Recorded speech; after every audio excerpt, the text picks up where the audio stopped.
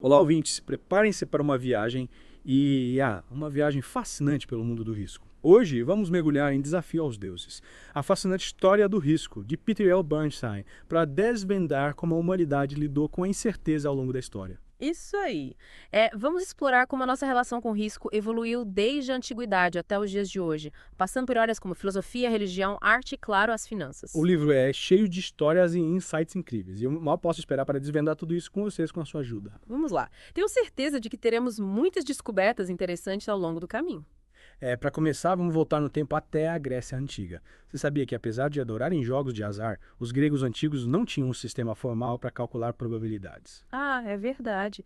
Naquela época, o risco era visto como algo ligado ao destino, ao capricho dos deuses. Eles tentavam interpretar o risco, muitas vezes através de jogos de dados e oráculos, mas não buscavam controlá-lo com cálculos precisos. É fascinante, né? Imagina só, apostar em um jogo sem ter a menor noção das chances de ganhar. Aliás, falando em jogos de dados, Bernstein conta uma história incrível sobre como os gregos usavam um jogo de dados gigante para explicar a criação do universo. É a história de Zeus, Poseidon e Hades, dividindo o universo entre si com base no resultado de um jogo de dados cósmico. Essa metáfora ilustra bem a visão que os gregos tinham do risco, como algo imprevisível e determinado pelo acaso. Mas e como a humanidade finalmente conseguiu sair dessa visão mística do risco e criar métodos mais racionais para lidar com a incerteza? Essa mudança começou a acontecer durante o Renascimento, período de grande efervescência intelectual e artística na Europa.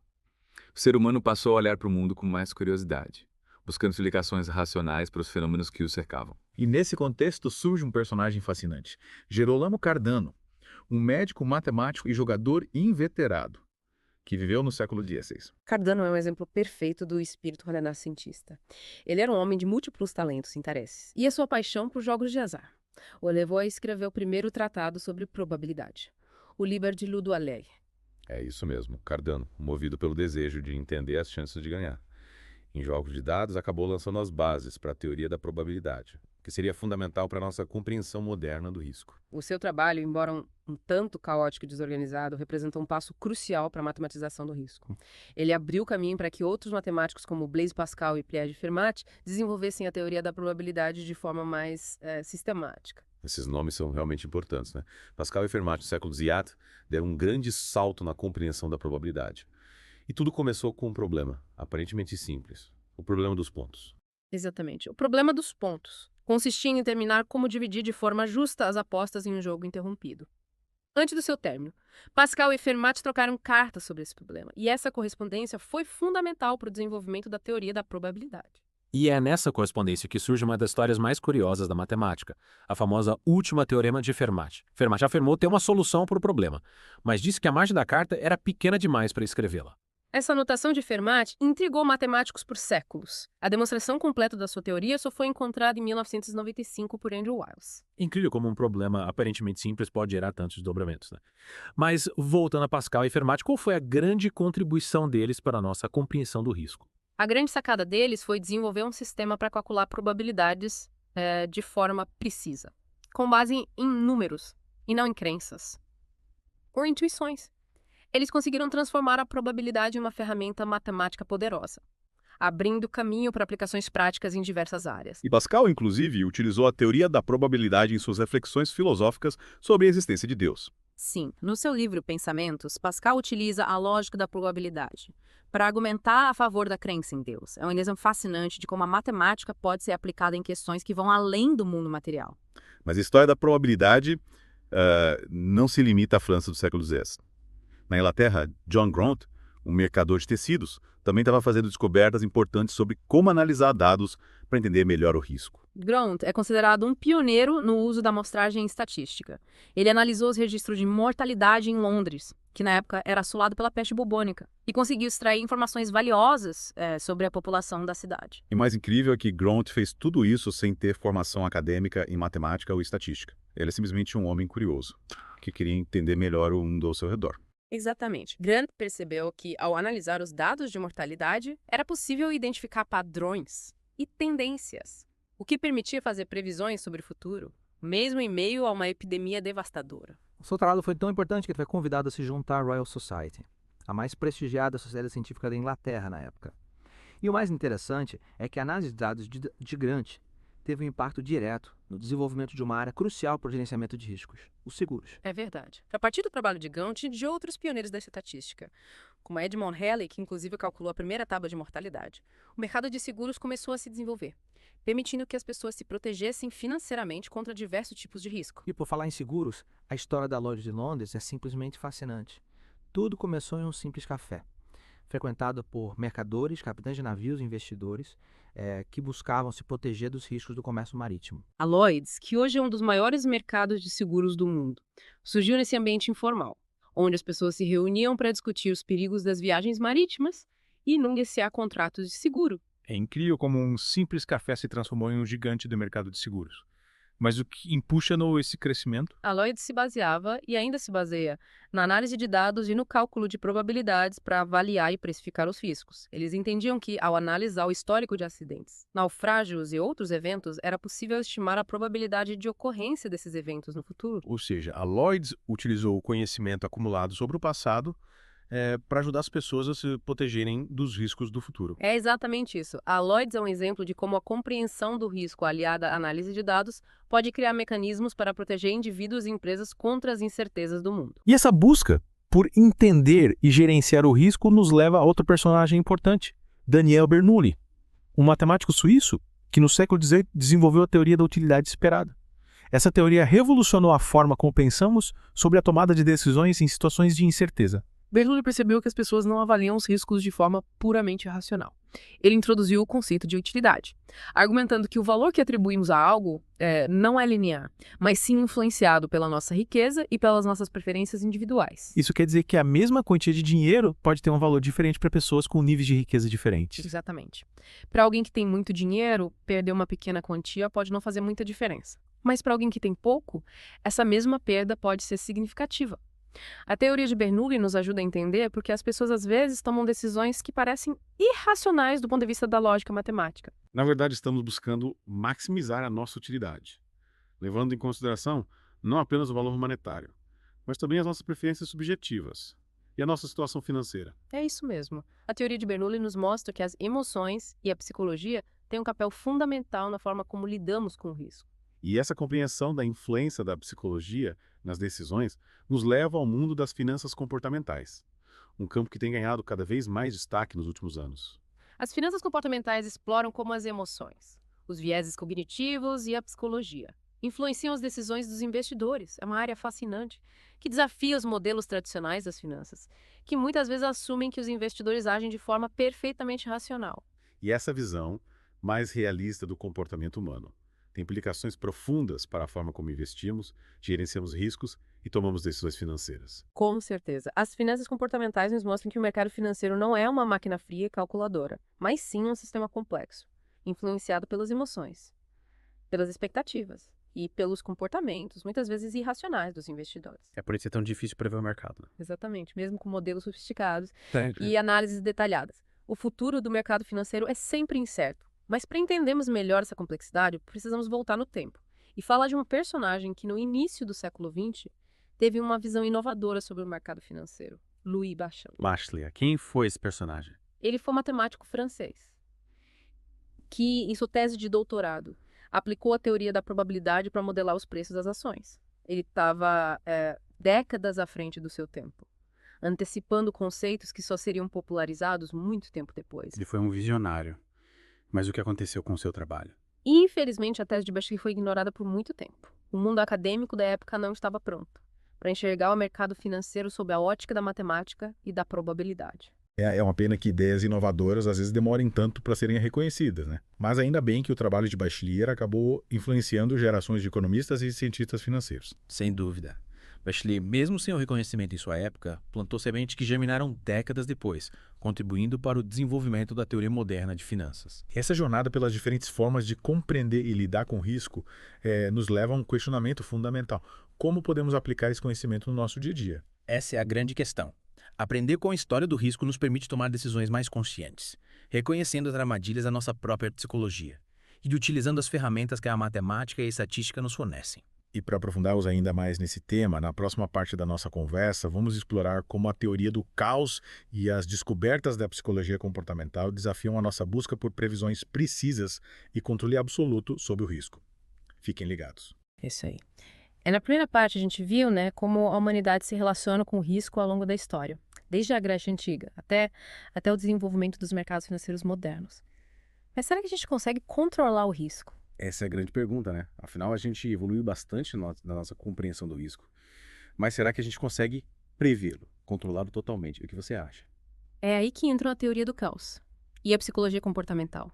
Duas áreas que desafiam a nossa busca por previsões perfeitas e controle absoluto sobre o risco. Teoria do caos. Parece coisa de filme de ficção científica. O que isso tem a ver com risco? A teoria do caos, em termos simples, ela sugere que mesmo eventos aleatórios podem ser resultado de padrões e de uma sensibilidade extrema às condições iniciais. Pequenas mudanças, quase imperceptíveis no começo, podem levar a resultados completamente diferentes. Entendi.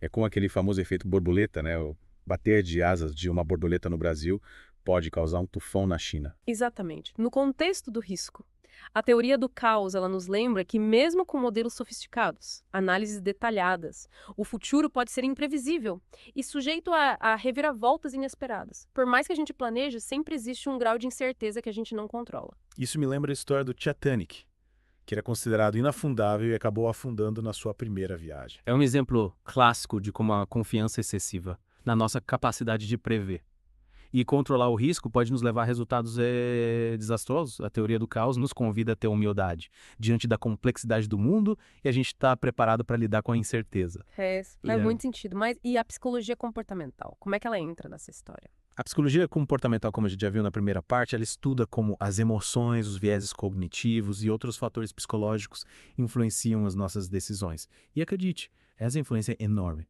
principalmente quando se trata de risco. Imagina. Afinal, a gente é ser humano, né?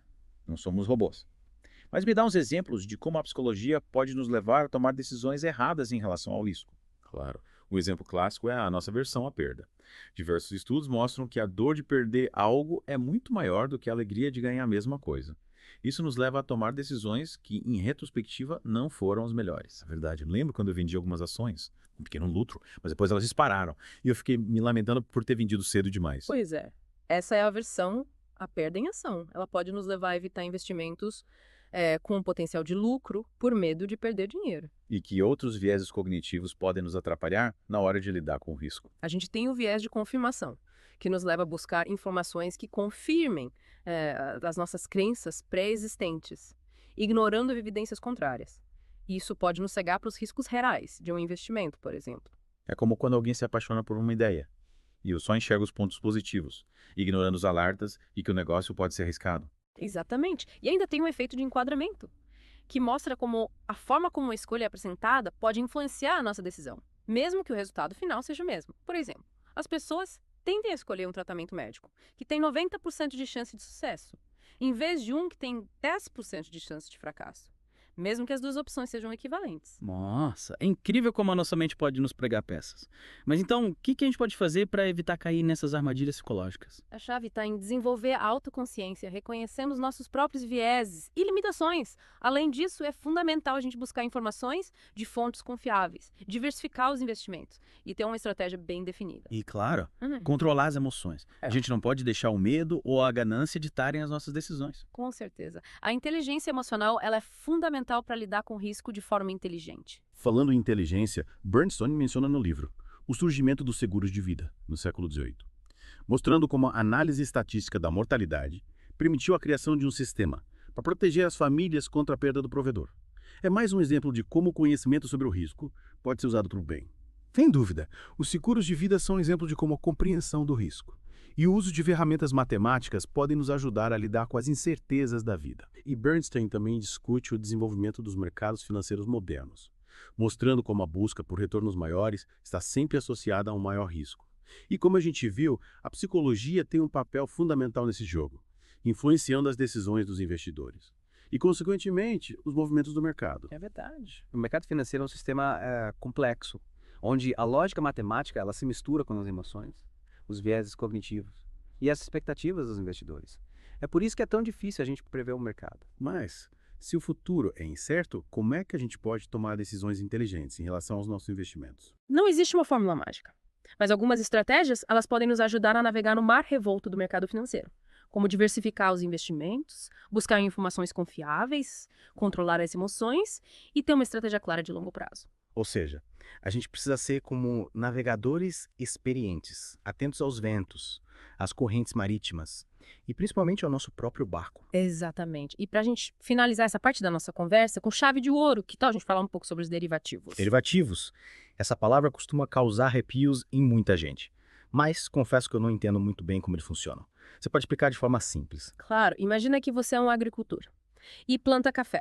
Você sabe que o preço do café pode variar muito ao longo do ano. Para se proteger contra uma queda brusca no preço, você pode usar um derivativo chamado contrato futuro. E como funciona esse contrato futuro? Com o contrato futuro, você, o agricultor, se compromete a vender uma certa quantidade de café a um preço fixado hoje, para entrega em uma data futura. Assim, se o preço do café cair, você está protegido, pois já tem um comprador garantido para o seu produto. Interessante. Então, o contrato futuro funciona como um seguro contra a queda no preço do café. Exatamente. Mas os derivativos também podem ser usados para especulação. Nesse caso, o objetivo não é se proteger contra riscos, mas sim lucrar com as oscilações do mercado. E como isso funciona na prática? Um especulador pode, por exemplo, comprar um contrato futuro de café apostando que o preço vai subir, se a aposta estiver certa. Ele lucra com a diferença entre o preço fixado no contrato e o preço de mercado do café na data da entrega. Entendi. Mas especular com derivativos parece ser bem arriscado, né? Sim, o risco é alto. Os derivativos são instrumentos complexos e exigem conhecimento profundo do mercado para serem utilizados com segurança. Mas como a gente viu ao longo da nossa conversa, o risco ele é um elemento inerente a qualquer atividade humana, especialmente no mundo das finanças. Verdade. E para a gente navegar com mais segurança nesse mundo, é fundamental a gente buscar conhecimento, desenvolver uma mentalidade crítica. E principalmente estarmos conscientes de nossos próprios vieses e limitações. Concordo plenamente, como já dizia o sábio Warren Buffett. Risco é não saber o que você está fazendo. Que frase fantástica. E ouvinte, para a gente finalizar essa segunda parte do nosso mergulho no fascinante mundo do risco, eu quero deixar uma pergunta para vocês refletirem. Como a compreensão da história do risco e dos nossos próprios vieses psicológicos pode nos ajudar a tomar decisões mais inteligentes e vivermos uma vida mais plena e significativa? Excelente pergunta. E na terceira e última parte do nosso episódio, a gente vai explorar algumas respostas para essa questão, com base nas ideias de Peter L. Bernstein e de outros pensadores, que se dedicaram a desvendar os mistérios do risco. Não percam. Chegamos à parte final da nossa imersão no mundo do risco. Ouvintes, na primeira parte exploramos a evolução da nossa compreensão do risco ao longo da história, desde jogos de dados da Grécia Antiga até a sofisticada matemática financeira. Na segunda parte, vimos como a teoria do caos e a psicologia comportamental lançam luz sobre a complexidade do risco e os desafios de prevê-lo e controlá-lo. Mas a grande pergunta que fica é: como usar todo esse conhecimento para tomarmos decisões mais inteligentes e vivermos melhor? Pois é, de nada adianta a gente conhecer a história do risco se não souber aplicar essas lições no nosso dia a dia. E uma das lições mais importantes que a gente pode tirar dessa jornada é a importância da humildade. Humildade. O que você quer dizer com isso? Ao longo da história, a gente viu como a arrogância e a crença em previsões infalíveis levaram a crises, perdas e desilusões. Impérios, empresas, indivíduos que se acharam imunes ao risco acabaram sendo tragados pela imprevisibilidade do mundo. É verdade. A história está cheia de exemplos de pessoas e instituições que apostaram tudo em uma única certeza e acabaram se dando mal. Exato. Por isso a prudência e a diversificação são essenciais para lidar com o risco. Em vez de colocar todos os ovos na mesma cesta, como diz o ditado popular, é mais sábio a gente distribuir os investimentos, os recursos, as energias em diferentes áreas. Diversificar é uma forma da gente minimizar as perdas caso algo inesperado aconteça. Mas, além da diversificação, o que mais a gente pode fazer para lidar com o risco de forma inteligente? Outro ponto crucial é o controle das emoções. Como a gente viu na segunda parte da nossa conversa, a versão a perda, o viés de confirmação, outros vieses cognitivos podem nos levar a tomar decisões impulsivas, prejudiciais. É verdade. Às vezes o medo ele nos paralisa e nos impede de correr riscos calculados, enquanto a ganância nos leva a tomar decisões imprudentes. Como a gente pode evitar cair nessas armadilhas emocionais? A chave está em desenvolver a disciplina para a gente não se deixar levar pela euforia ou pelo pânico do momento. A análise fria, racional, combinada com uma estratégia bem definida, é a melhor forma da gente navegar no mundo do risco. Ou seja, a gente precisa usar a cabeça e não o coração, para a gente tomar as decisões importantes, especialmente quando o risco está envolvido. Exatamente. As emoções têm o seu lugar, mas não podem ser o único fator a influenciar as nossas decisões. E para quem quer se aprofundar nesse universo, que dicas você daria? A leitura do livro do Peter L. Bernstein, Desafio aos Deuses, é um excelente ponto de partida. Além disso, eu recomendo explorar o campo das finanças comportamentais, que oferece uma visão fascinante sobre a psicologia do investidor. Ótimas sugestões. E ouvintes, para finalizarmos essa jornada, eu quero destacar uma frase do Bernstein que resume a essência da nossa conversa. A capacidade de gerenciar o risco é o que distingue o sucesso do fracasso. Fantástica frase. Ela nos lembra que a compreensão do risco, a humildade diante da incerteza e o uso inteligente das ferramentas disponíveis são essenciais para a gente alcançar os nossos objetivos, sejam eles financeiros, profissionais ou pessoais. E assim chegamos ao fim do nosso mergulho, do fascinante mundo do risco.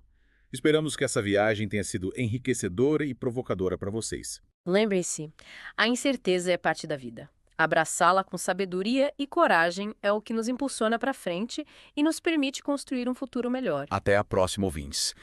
E que a sorte, ou melhor, a boa gestão de risco, esteja sempre a seu favor.